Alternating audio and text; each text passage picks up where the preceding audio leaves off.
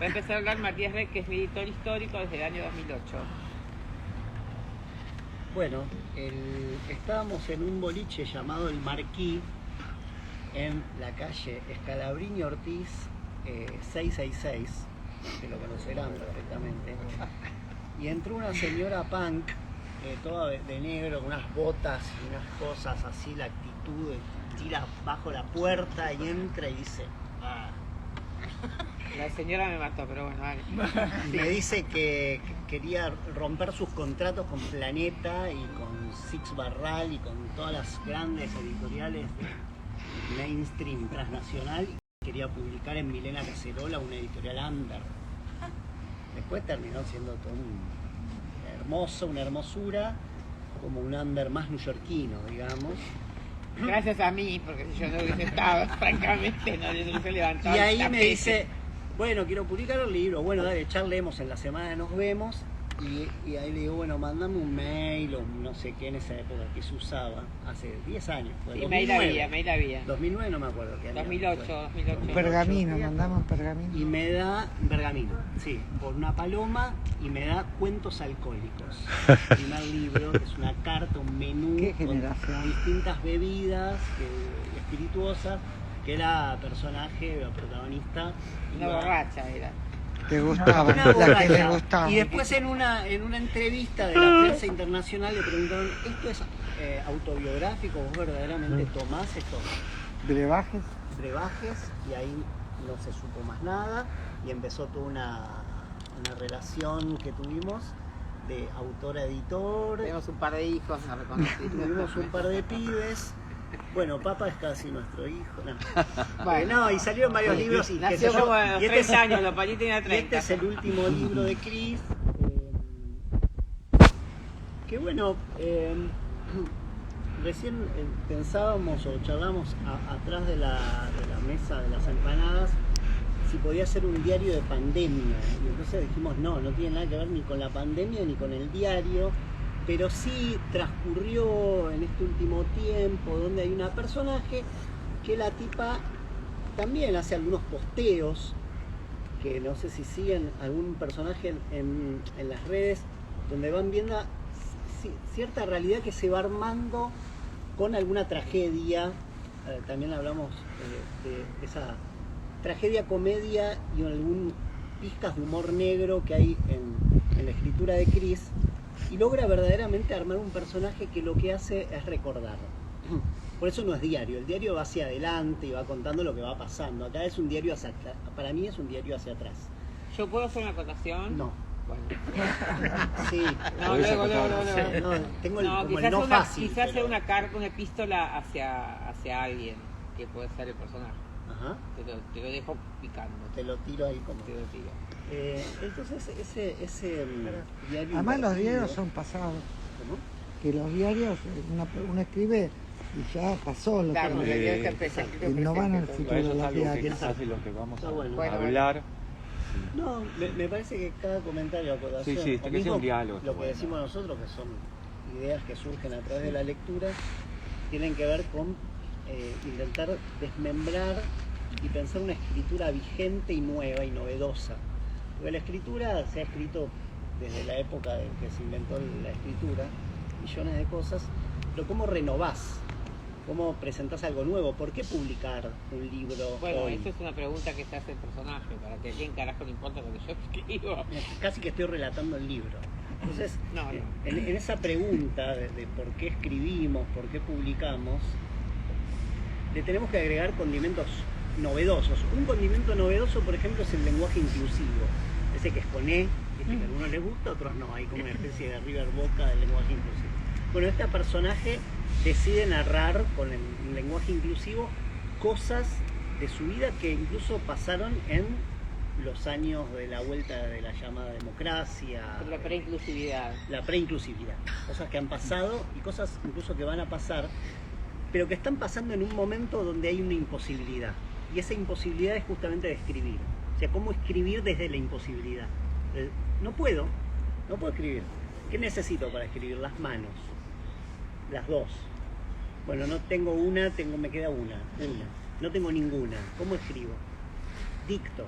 Yo le dije, bueno, uno puede hablarle al WhatsApp y después de grabar, sí, pero no, hay una imposibilidad, y en la escritura de Los Crímenes Posibles se ve esa imposibilidad, que no es una, sino son muchas, y tienen que ver con una reconstrucción de un montón de acontecimientos que tienen que ver con la locura, con un diagnóstico, por ejemplo, de demencia, que aparece en un momento que la personaje le Sí, dice... demencia no es locura, es otra cosa. Demencia no es locura, bueno, hay un debate, y hay muchos debates adentro del libro que tienen que ver con lo existencial, es decir, bueno, ¿estoy leyendo a Sartre o estoy leyendo a Cristina Civale? A Simón. No, a Civale estoy leyendo, bueno, claramente. Chivale. Chivale.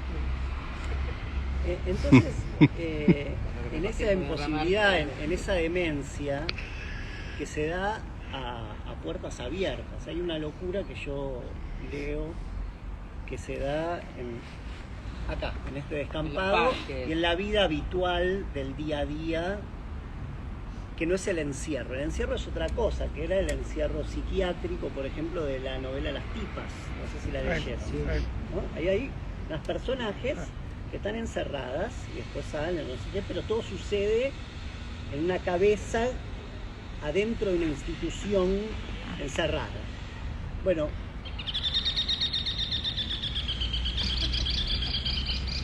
cuando decíamos lo de diario de pandemia, que no era, podía llegar a ser, porque pasó algo en la pandemia que nos llamó bastante la atención a todos, ¿no? Que fue el encierro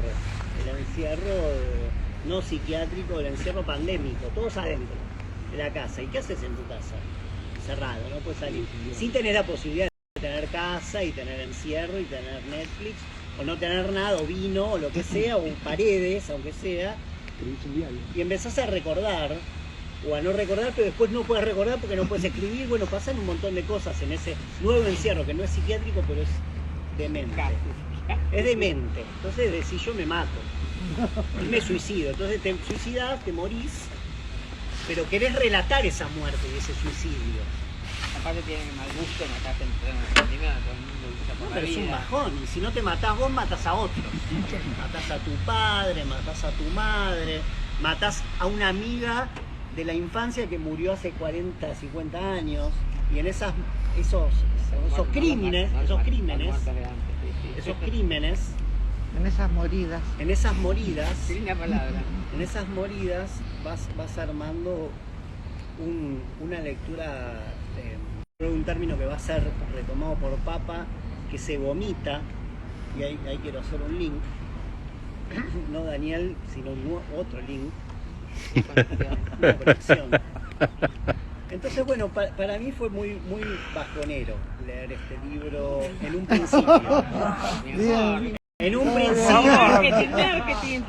principio fue muy viste, de querer dejarlo y no poder abordarlo, y leer las primeras páginas y el comienzo y una Como cosa, muchos libros. viste, como esto yo ya no puedo hasta que Enganchado. empieza. Que pudo.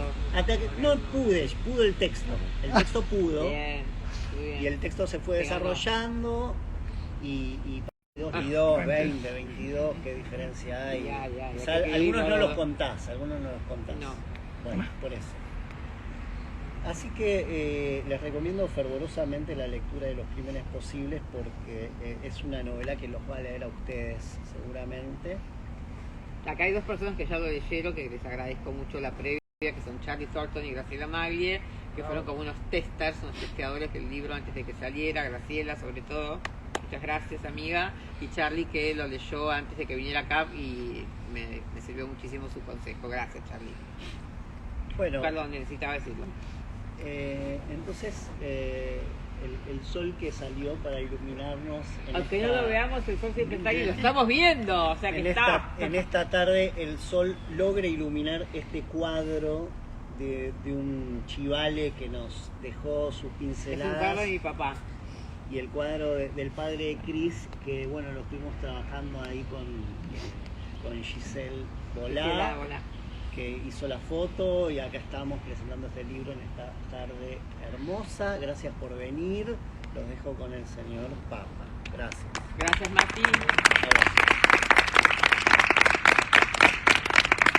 Bueno, buenos días a todos. Gracias por venir a la presentación Un poquito más fuerte. del libro de Cris.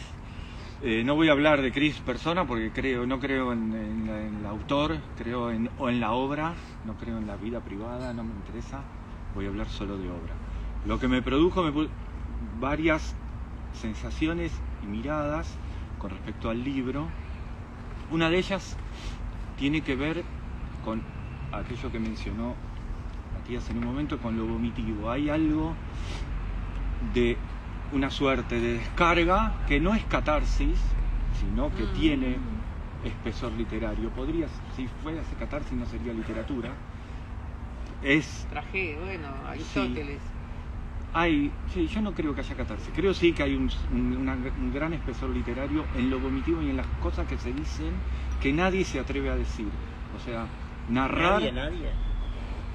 Bueno, yo lo pensé, y esto lo hablamos con Cris, yo lo pensé mucho con El Fiord de Osvaldo Lamborghini, no sé si lo conocen, Sí, lo han leído, sí. que lo recomiendo. Es un antes y un después en la literatura argentina, El Fiord de Osvaldo Lamborghini. Y el recurso es el mismo, narrar lo inenarrable, narrar aquello que nadie se atreve a decir o a escribir. Creo que eso es lo que sucede en el texto de Cristina, entre otras cosas. Creo que sí, también hacías una referencia al diario. Por momentos lo leí como diario, porque hay algo que remite al formato del diario que está fechado.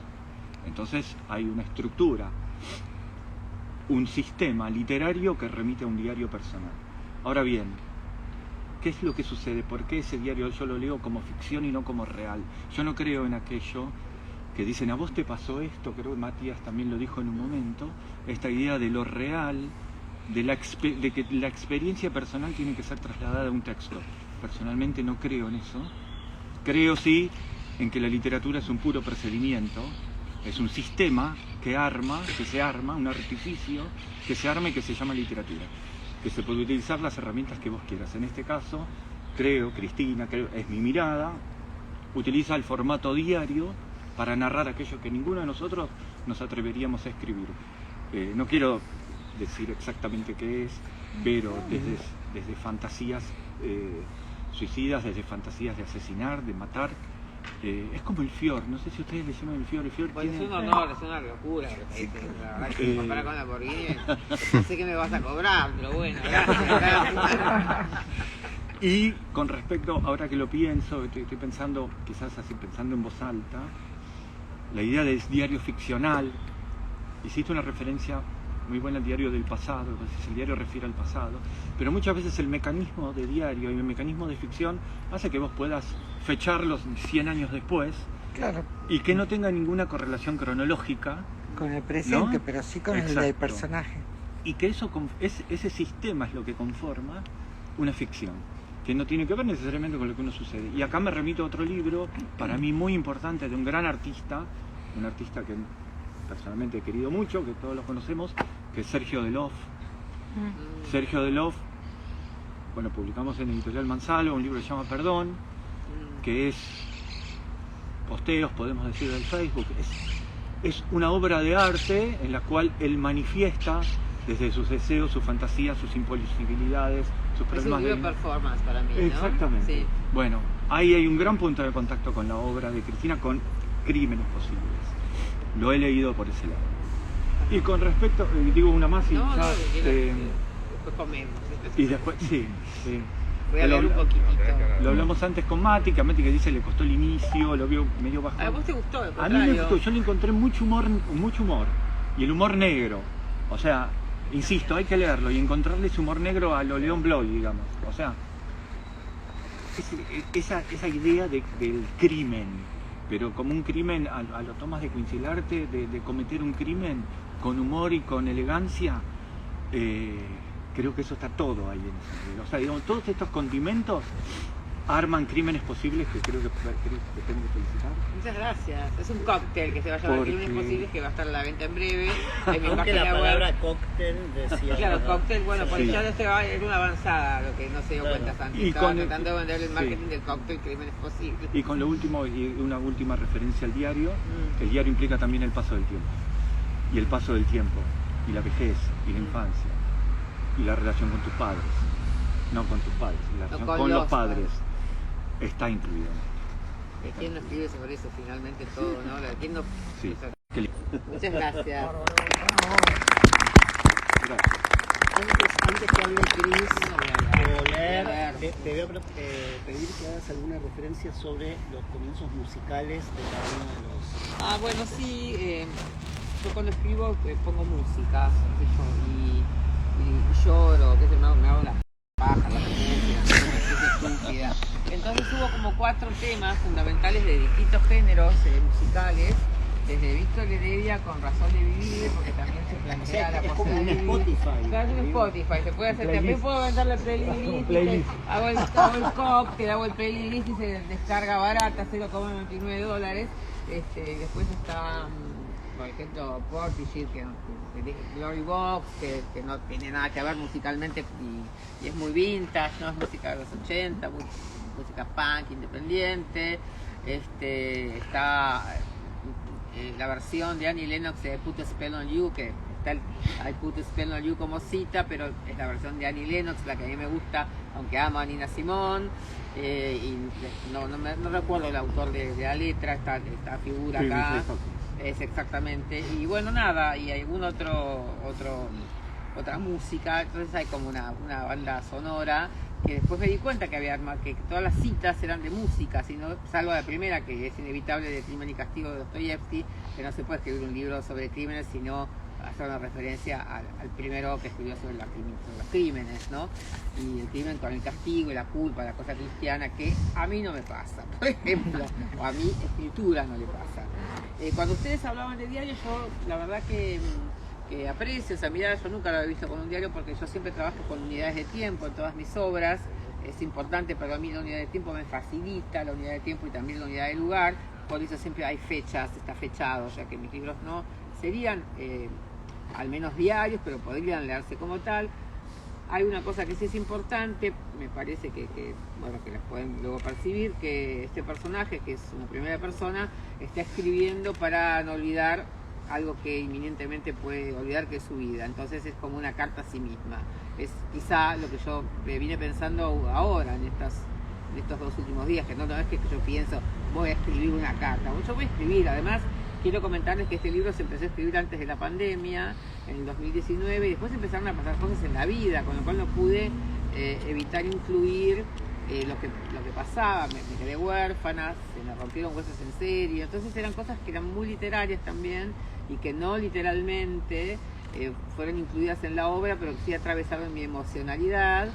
Y yo sí reivindico la escritura escrita desde la vida. No me resulta a mí interesante, no descalificante, pero no me resulta interesante la escritura que refiere a otra literatura. Para mí la escritura es pura vitalidad, es pura vida, y tiene que ver con la experiencia vital, que no es una traslación de la realidad a la vida. Cuando hablabas de vómito, yo sí lo pego con la catarsis, en sentido escénico, y creo que a través de la lectura y de la compasión que uno puede sentir a través de la lectura de esto hacia los personajes, o el personaje, o los personajes que arman la estela, la red de los crímenes posibles, se produce una cierta purificación, que no es mi vómito, porque el vómito siempre es purificador. El vómito es algo que no tiene intención, porque uno vomita, es algo que sea bulímico, uno vomita porque se descompone y vomita, no tiene ganas de vomitar, no se produce el vómito, es algo que sea bulímico. No es una escritura bulímica, y tiene una intención de escritura, con lo cual el vómito no cabría, ponele. Como Marco Ferrari, ¿no? Que van todos... Y dicho esto, voy a ponerme a leer un par de fragmentos muy breves, don't worry, y luego ay, lee, porque eso sería genial. Hola, gracias al fotógrafo especial. Tener después con tu voz el texto cuando uno lo vuelve a leer. Bueno, voy a leer el arranque. Octubre de 2021, las caídas. No puedo abrazar, no solo porque no soy de estas demostraciones afectivas, este peligro atónito del contagio que mata. Mis brazos están rotos, fracturados. Tengo pruebas, radiografías, consultas de emergencia, tonos monotenes excesivamente burocráticas ante mis aullidos de dolor honesto. Yeso y cirugía, explican, como si se tratase de una pavada. Abrazar entonces no, tampoco puedo ahorcar. así, confieso, por si alguien requiere de una confesión expresa, que con cierta constancia experimento la necesidad de matar. La verdad, no recuerdo si lo habré hecho. Es mejor olvidar ciertas cosas. Los brazos rotos probablemente me rescatan de lo imposible, de lo indebido, de la apropiación de alguna que otra vida ajena y de la mía misma. Esto no es justo. No tengo por qué proclamarlo como orgullo ni como disculpa, pero ya es tiempo de que me lo diga de una vez, que cualquiera lo sepa y hasta me acuse. En más de una ocasión tuve muchas ganas, oportunidades y hasta me atrevo a decir razones de lastimar mortalmente. Acá tampoco las cuestiones son justas. No es legal, lo que no me inquietaría tanto si no fuese por la cárcel posible y justificable éticamente, pues es coherente con lo que soy y seguiré siendo mientras sea. Así empieza la novela. Y les voy a regalar un crimen, que también es muy breve, el primer crimen, para que vean el tonito. El tonito. Crimen 1, la chica objetivo, la madre superiora. No puedo quitar la mirada de sus labios que exhiben cada vez que se abren unos dientes torcidos y amarillentos. Sin embargo, lo que más me inquieta es lo que no puedo ver. Sus ojos, escondidos tras los lentes oscuros verdosos de unas gafas grandes y cuadradas que casi rozan sus mejillas. Aunque miro obsesivamente sus labios, desde los que escupe una suerte de rosario blasfemo, poco compasivo y cizañero, pienso que esa monja de mierda merece morir y morir sufriendo, tanto como sufro yo en este momento en el que ella me habla sin preguntarme qué me pasa y mucho menos intenta comprenderlo.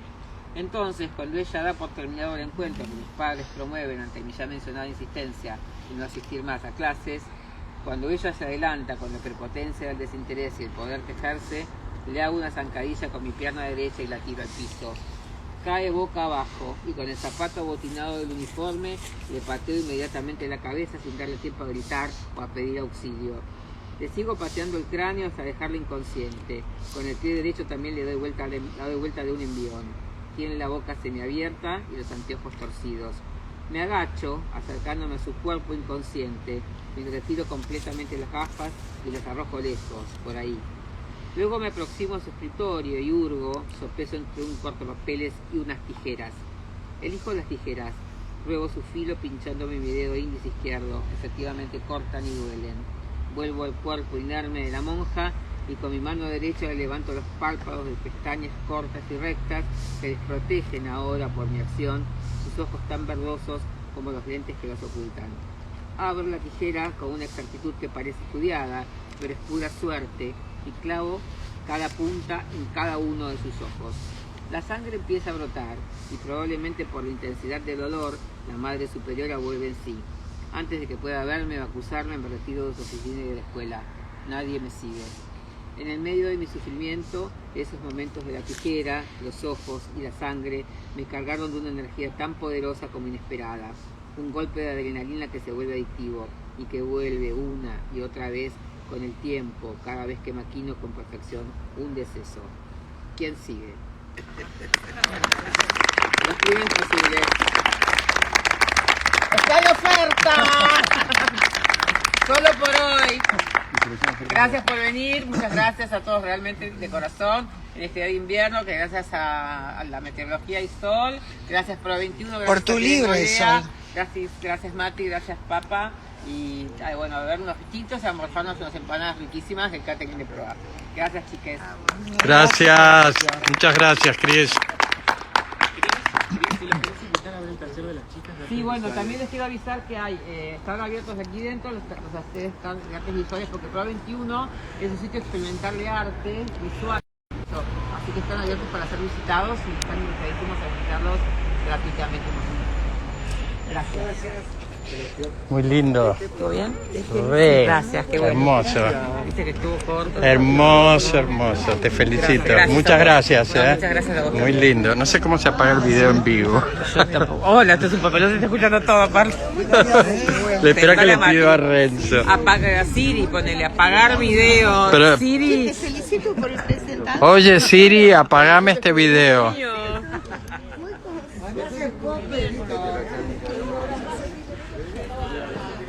Renzo.